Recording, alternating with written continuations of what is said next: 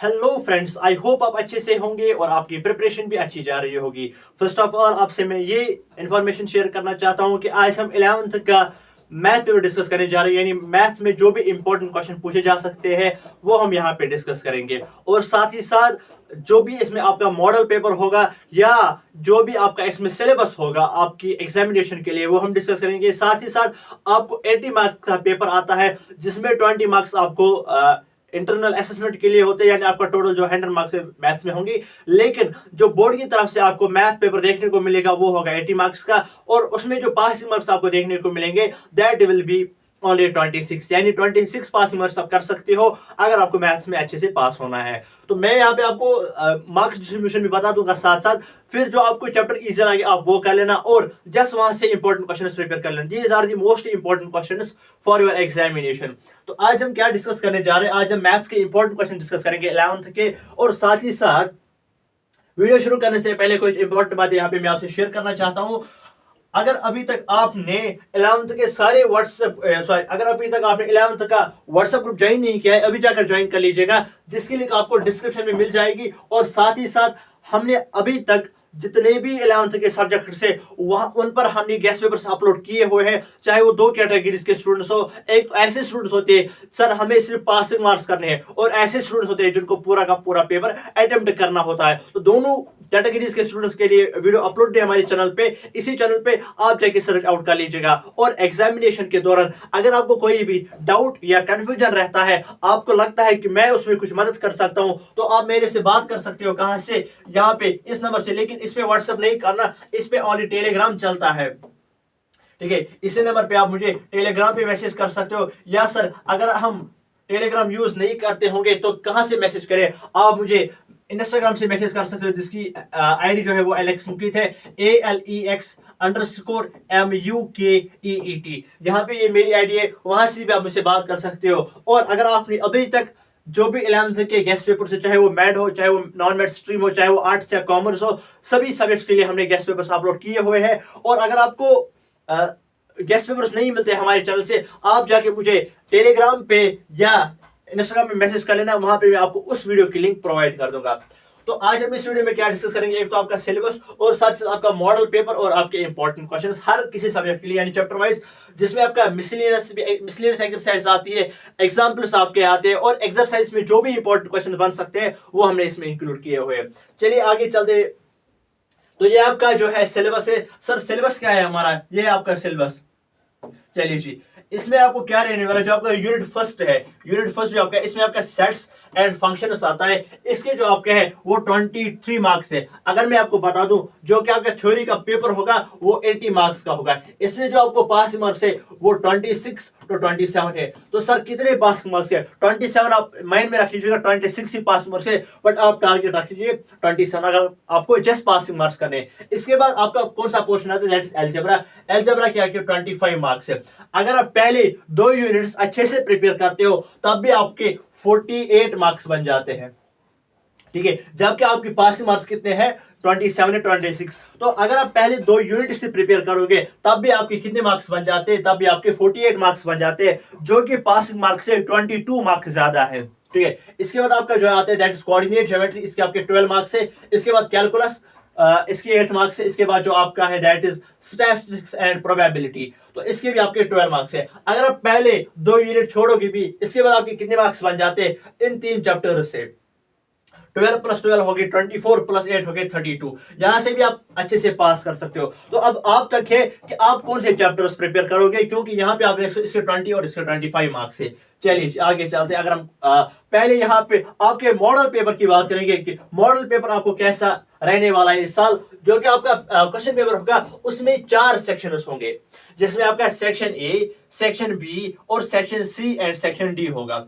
Sir जो section C है उसमें सेक्शन ए है, उसमें क्या होगा? सेक्शन ए कंटेन्स 10 ऑब्जेक्टिव्स, यानी पहला जो सेक्शन है उसमें आपको 10 एमसीक्यूज देखने को मिलेंगे, यानी ऑब्जेक्टिव्स देखने को मिलेंगे, जिसके आपके कितने मार्क्स होंगे? 10 मार्क्स होंगे।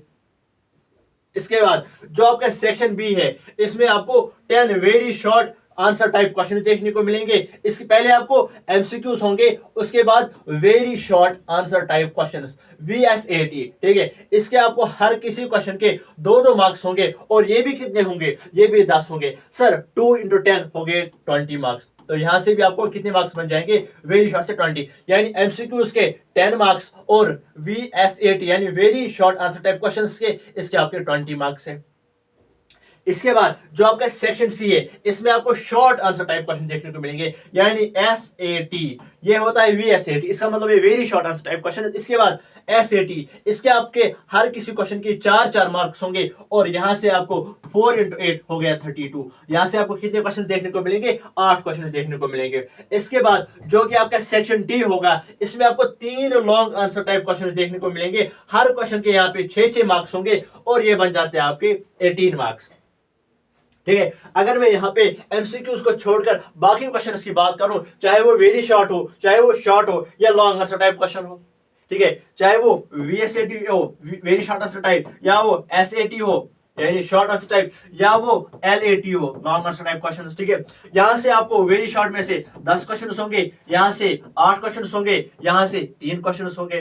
तो क्वेश्चन की बात अगर मैं यहाँ पे कर लूं, वो कितने होंगे, 10 + 8 + 3 दैट इज 21, यानी 21 क्वेश्चंस आपको टोटल पेपर में देखने को मिलेंगे विदाउट एमसीक्यूज, ठीक है। वो भी मैं आपको बताऊंगा कि आपको शॉर्ट आंसर और very short answer type questions के लिए आपको कौन कौन से चैप्टर्स प्रिपेयर करने होंगे, और लॉन्ग आंसर टाइप क्वेश्चन के लिए कौन से चैप्टर्स प्रिपेयर करने होंगे, ठीक है। ये रहा आपका जो आपका है मॉडल पेपर, ऐसा आपको पेपर देखने को मिलेगा। 4 सेक्शंस होंगे, पहले आपको ऑब्जेक्टिव्स 1 मार्क के, फिर आपको वेरी शॉर्ट आंसर टाइप जिसके 2 मार्क्स होंगे, फिर यहाँ पे शॉर्ट आंसर टाइप इसके 4 मार्क्स होंगे हर किसी क्वेश्चन के, ये भी 8 होंगे, और यहाँ पे जो आपका लॉन्ग आंसर टाइप वाले क्वेश्चन होंगे जो कि सेक्शन डी है, इसमें हर किसी क्वेश्चन के आपके 6-6 मार्क्स होंगे।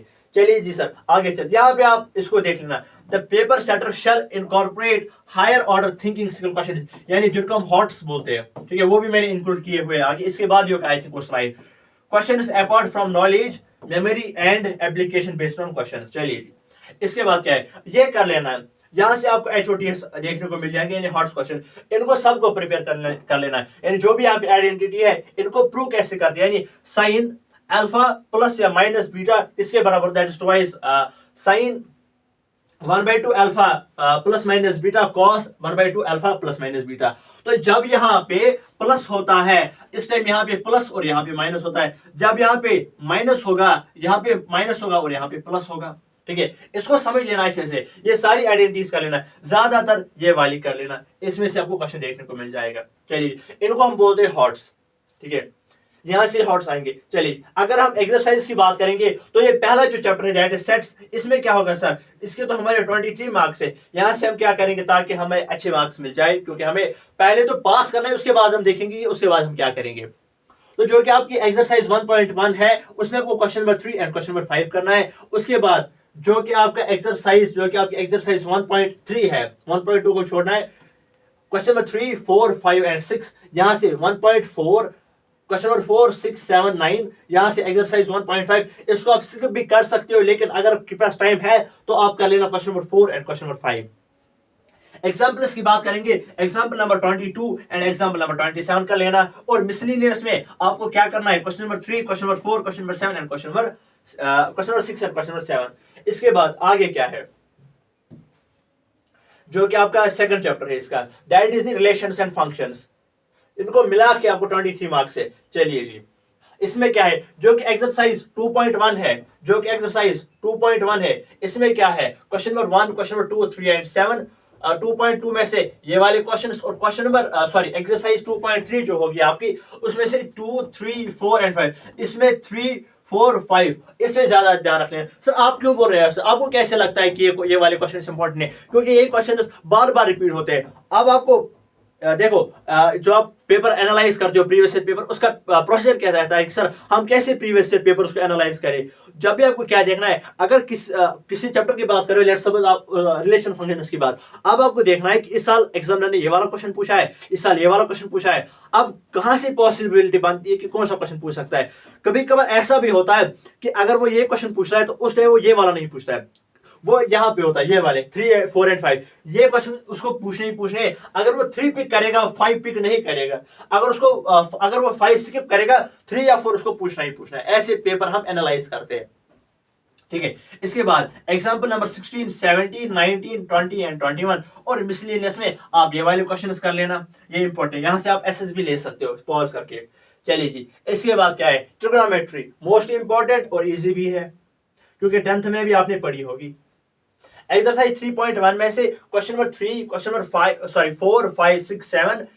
अब मैं आपको छोटे बच्चों की तरह यहाँ पे नहीं बोलूंगा question number 3, question number 5, question number 7। अब आपको यहाँ पे खुद पता चल सकता है कि कौन कौन सा क्वेश्चन इंपॉर्टेंट है। यहाँ से आप स्क्रीनशॉट ले सकते हो। मैं यहाँ पे जो मुझे यहाँ पे इंपॉर्टेंट लगेगा उसके बारे में यहाँ पे बात करूंगा, बाकी आप जहां पे बताऊंगा वहां से आप एसएस ले सकते हो, ठीक है। चलिए जी, सिर्फ पॉज करके इसको यहाँ पे एसएस ले लीजिएगा। इसके बाद जो कि आपका कॉम्प्लेक्स नंबर्स है उसमें एक्सरसाइज 4.1 और यहाँ पे इंपॉर्टेंट क्या है, यहाँ पे इंपॉर्टेंट क्या है, यहां से लेकर यहां तक क्वेश्चन नंबर 5, 10, 11, 12, जो कि कहां से, लेकिन माइंड में रख लेना ये मिसलिनियस वाली एक्सरसाइज है। सर इसके बाद क्या है, जो इसके बाद वाला नेक्स्ट चैप्टर है वो है लीनियर इनइक्वालिटीज। इंपॉर्टेंट नहीं है ज्यादा, इसमें किस पे ध्यान रख लेना, एग्जांपल्स पे ध्यान रख लेना, बाकी आप इन क्वेश्चंस की प्रैक्टिस कर लेना। चलिए जी, स्क्रीनशॉट ले लीजिए। इसके बाद जो कि आपका है मोस्ट इंपॉर्टेंट चैप्टर, जो कि थोड़ा सा टफ भी लगता है बच्चों को, बट जो अच्छे पढ़ते होंगे, जिन्होंने पूरे साल में पढ़ा होगा, उनको ये इजी लगता होगा। इसमें क्या है, एक्सरसाइज 6.1 में से क्वेश्चन नंबर 1, 2, 3, 4, 5, 6 इंपॉर्टेंट है। और यहाँ पे इसमें से ज्यादा इंपॉर्टेंट कौन है, एक्सरसाइज 6.3, ये मोस्ट इंपॉर्टेंट एक्सरसाइज होती है। यहाँ पे 7, 9 और क्वेश्चन नंबर 3 इंपॉर्टेंट है, ज्यादा इंपॉर्टेंट, ठीक है। इसके बाद ये एक्सरसाइज और मिसलेनियस में आप क्वेश्चन नंबर 5 और क्वेश्चन नंबर 10 कर लेना, ठीक है, अच्छे से, इनको मैं अच्छे से बोल रहा हूँ। चलिए जी, इसके बाद एक और टॉपिक है दैट इज बाइनोमियल थ्योरम, छोटा सा चैप्टर है, यहां से भी कर लीजिएगा। ज्यादा फोकस आप इन 3 क्वेश्चंस पे रख लेना और इनकी प्रैक्टिस कर लेना साथ साथ में। इसके बाद सीक्वेंसेस एंड सीरीज, इसमें ये वाले क्वेश्चंस इंपॉर्टेंट है। इसमें एक ही एक्सरसाइज कर लेना 8.1, हो सके तो आई थिंक पूरी की पूरी एक्सरसाइज कर लो, क्योंकि एक ही एक्सरसाइज में कर लेनी है, तो यहाँ पे आप एग्जाम्पल्स की बात छोड़ सकते हो। इसके बाद जो कि नेक्स्ट चैप्टर है स्ट्रेट लाइंस, इसमें क्या करना है, एक्सरसाइज 10.1 में से क्वेश्चन नंबर 1, 5, 7, 8, 9, 10, 11। यहाँ पे मैं देखता हूँ कि मुझे अभी याद आएगा, अभी मैं थोड़ा सा बोल रहा हूँ कि कौन सा क्वेश्चन था यहाँ पे। एक्सरसाइज 10.2, 1, 2, 3, 4, 5, 6, 7, 8, 9, 10, यानी यहाँ पे सारे के सारे हैं। तो यहाँ पे मैं अगर बात करूं 10.3, रुको मैं चेक करके बताता हूं।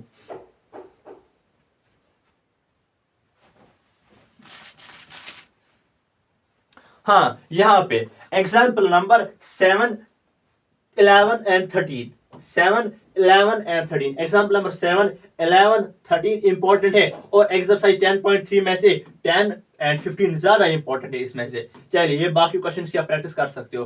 कोनिक सेक्शंस में ये वाले क्वेश्चन है, यहाँ पे आप एक्सेस ले सकते हो, ये इंपॉर्टेंट है इसमें से। इसके बाद लिमिट्स एंड डेरिवेटिव्स, इसमें क्या करना है सर, इसमें आपको ज्यादा फोकस किस पे रखना है, जो कि एक्सरसाइज 12.1 है, इसमें जो क्वेश्चन नंबर आपका 16 है ये वाला कर लेना है, और क्वेश्चन नंबर 12 है इसको जुबानी याद कर लेना, क्वेश्चन नंबर 12 को, ठीक है। लिमिट्स एंड डेरिवेटिव में question number 12 and question number 16 को जुबानी आप याद कर लेना। और रही बात एक्सरसाइज की, एक्सरसाइज 12.2 की, इसमें 9 एंड 10 इंपॉर्टेंट है, और ये वाली एग्जांपल साथ में कर लेना, ये भी इंपॉर्टेंट है आपके एग्जाम्स के लिए, ठीक है। जिनको अच्छा पेपर करना होगा उनको ये सारे के सारे क्वेश्चंस करने होंगे, क्योंकि वहां पे हम गेस्ट पेपर नहीं बोलते, वहां पे भी इंपॉर्टेंट क्वेश्चंस होते हैं, जो कि repeated, most repeated and most expected होते हैं। ये वाली जो स्टैटिस्टिक्स है इसमें अभी आप कर लेना 13.1, 13.2 में से ये वाले क्वेश्चंस, और एग्जांपल नंबर 5, 10 और यहाँ पे इंपॉर्टेंट, अरे यार इसको मैंने तो निशान भी रखा था, 16 एंड 17 यहाँ पे इंपॉर्टेंट है एग्जांपल में से, एंड क्वेश्चन नंबर 3 इसमें इंपॉर्टेंट है मिसलेनियस में से। ये मैं पहले लिखता हूँ, मतलब जो भी इंपॉर्टेंट क्वेश्चन रहता है ना, मतलब जो रिपीट होता है 2-3 बार जो आया हो चुका है, तो उसको मैं अलग से लिखता हूँ, ठीक है। चलिए जी, इसके बाद कौन सा, दैट इज प्रोबेबिलिटी, जो कि आपका लास्ट चैप्टर है। इसमें से आपको 16.1, 16.2 में से ये वाले क्वेश्चंस कर लेने हैं, और यहाँ पे जो भी एग्जाम्पल से ये कर लेना, और ये छोटा सा चैप्टर है, यहाँ से मिसलेनियस में से भी ये 2-4 क्वेश्चंस कर लेना, आपके लिए आसान होगा। और जिनको जस्ट पासिंग मार्क्स करने हैं उनके लिए मैंने आपको प्रोसीजर बताया कि उनको वो देखेंगे पहले कि वहां से वो यहाँ से पहले चेक कर लेंगे कि उनको कौन सी एक्सरसाइज, सॉरी कौन सा चैप्टर उनको इजी लगता है, और उन्होंने कौन सा पढ़ा होगा अपने इसके दौरान, प्रिपरेशन के दौरान या कोचिंग सेंटर्स में, पहला तो उन्होंने पढ़ा होगा सेट्स एंड फंक्शंस, यहाँ के 23 मार्क्स बन जाते हैं। और कैलकुलस या आप स्टैटिस्टिक्स और प्रोबेबिलिटी वाला इजी है, ये भी कर सकते हो। 23 + 12 ये भी 35 बन जाते हैं, यहाँ से भी आप अच्छे से पास कर पाओगे, ठीक है। इसके बाद अगर हम बात करेंगे कि जिनको पूरा का पूरा पेपर करना है वो सारा पेपर कर सकते हैं, जो कि आपका था प्रोबेबिलिटी मैंने बता दिया। इसके बाद क्या है, थैंक यू सो मच। तो अभी तक हमारे आई थिंक 11th के सारे सब्जेक्ट्स कंप्लीट हुए हैं, गेस्ट पेपर चाहे वो गेस्ट पेपर हो या इंपॉर्टेंट क्वेश्चन हो। फिजिक्स का रिवीजन हम स्टार्ट में कर रहे हैं, केमिस्ट्री भी हम कर रहे हैं, बायोलॉजी भी हम कर रहे हैं। जो बायो के स्टूडेंट्स होंगे वो तो इसमें नहीं होंगे, वो मैथ्स में क्या करेंगे। अब कुछ स्टूडेंट्स मेरी तरह होंगे जिन्होंने पीसीएमबी स्ट्रीम ली होगी, तो वो इसको कर सकते हैं मैथ्स को। और उनको मैं बताना चाहता हूँ कि फिजिक्स, केमिस्ट्री और बायो के लिए हमारी रिवीजन सीरीज चल रही है। केमिस्ट्री हमने खत्म किया है, फिजिक्स भी एंड आने को हो चुकी है, और बायो भी हमारा चल रहा है। अभी हम प्लांट फिजियोलॉजी हमने उसमें कंप्लीट की है, वो वहां से रिवाइज कर सकते हैं। तो अगर आपको कोई लगता है कि कोई एडिशनल सब्जेक्ट आपको पेंडिंग है, वो आप देख सकते हो। चाहे आपका ईवीएस हो, वो भी हमने अपलोड किया है, फिजिकल एजुकेशन वो भी अपलोड किया है, या आर्ट्स के सब्जेक्ट पॉलिटिकल साइंस, हिस्ट्री हो, सोशोलॉजी हो, वो हमने अपलोड किए हुए। बट अगर आपको अभी भी लगता है किसी वीडियो की जरूरत आपको है, गेस्ट पेपर्स में से इंपॉर्टेंट क्वेश्चन से, आप मुझे नीचे कमेंट बॉक्स में जरूर बता देना। Thank you so much, all the very best.